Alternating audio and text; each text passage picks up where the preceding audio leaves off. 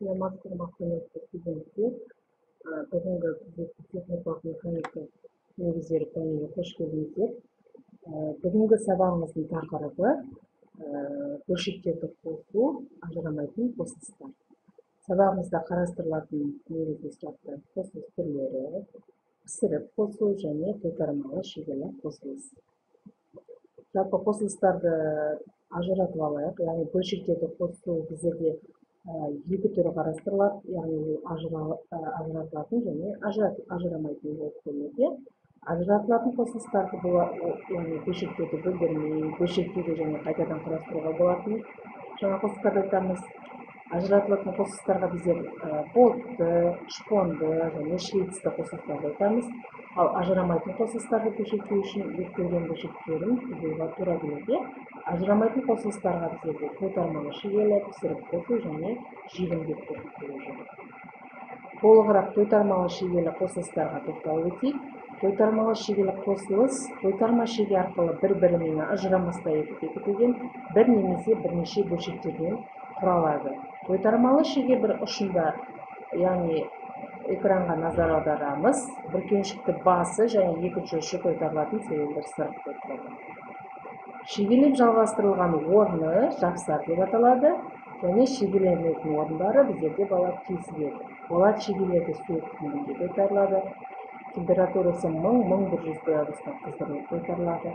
Ал түсті бөлшектерді және жұмсақ металдарды шегелеген кезде суық күйінде тойтарылады. Және тойтармалы шегелердің дайындау материалдарына біздер аз көміртекті болаттың маркаларын, мыс, алюминий және басқа да жалпы материалдардың шегеленетін жапсарымен жаңа материалына байланысты қолданылады. Енді тойтармалы шегелі қосылыстардың артықшылықтары мен жаңағы жалпы кемшіліктерін салыстырып өтейік қысқаша. Жалпы қосылыс берік және сенімді болады. Артықшылықтарына келетін болсақ, қарапайым және қосылыстың сапасы жоғары болып келеді. Түрлі материалдардан дайындалған бөлшектерді қосу мүмкіндігі бар.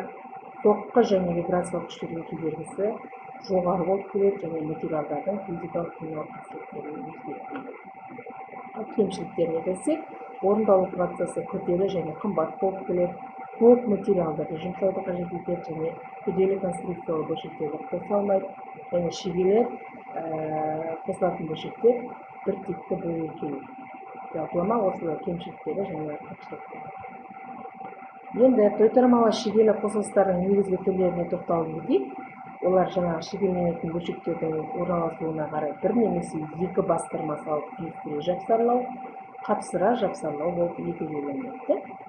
Ал жаңа тойтарма шегелер санына қарай түйістірме жапсарларды қатар санына, түйістірме бір жағынан саналады, яғни бір қатарлы және көп қатарлы. Экранға суретке назар аударамыз. Көп қатарлы дегеніміз жаңағы 6 қатардан көп болмау керек.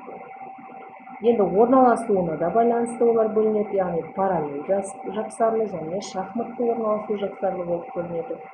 Ал жұмыс талаптарына қарай бір кесілісті жапсар және көп кесілісті жапсар болып бөлінеді.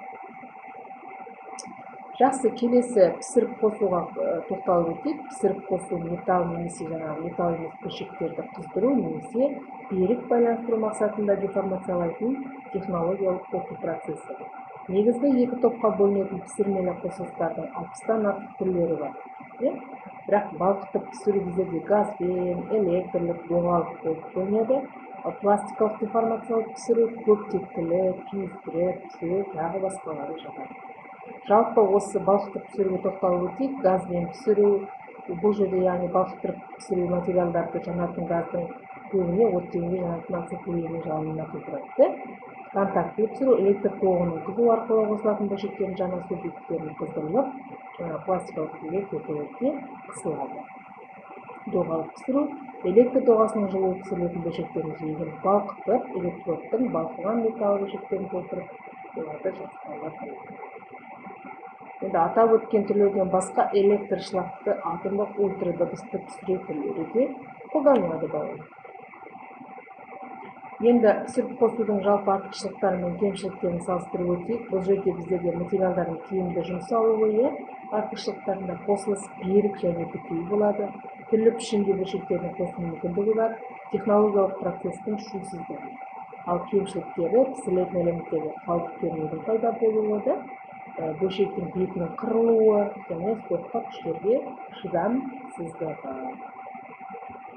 Және де экранда назар аударыңыз, жаңа пісіріп қосудың қолданылу түрлері және қай жерде қолданылады берілген. Жалпылама енді пісірілген қосылыс түрлерінің жаңағы түрлеріне тоқталып өтейік. Түйістіре пісіру, экранға назар аударыңыз. Бұрыш жасап пісіру, табан жасап пісіру, қапсыра пісіру сияқты түрлері болады. Пісірме жапсарлары металдың кристалдағынан пайда болады. Оларға мынадай түрлері болады. Ұзақтылығы бойынша үзілмейтін және үзілісті болып бөлінеді. Ал орналасуына байланысты төменгі, көлденең және вертикаль жоғары болып бөлінеді. Пішімі бойынша томпақ, жазық, ойық болып бөлінеді. Түсірілетін күшіне байланысты маңдайлы, фланглы және аралас болып бөлінеді. Жалпы балалар, бүгінгі сабағымызда барлық сыныптарды қарастырып өттік деп ойлаймын. Яғни бүгінгі сабағымызда ажырамайтын қосылыстарды өттік. Ол яғни тойтармалы шегелі қосылыс және пісіріп қосылу. Енді жалпы барлық осы берілген тапсырмалар, берілген анықтамаларды, түрлерін жалпы дәптерлеріңізге жазып,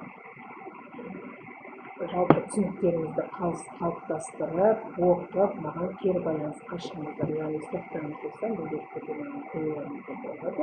WhatsApp желісі арқылы немесе YouTube платформасында өздеріңіздің сұрақтарыңызды қойсаңыздар болады. Әзірше бүгінгі сабағымыз аяқталды.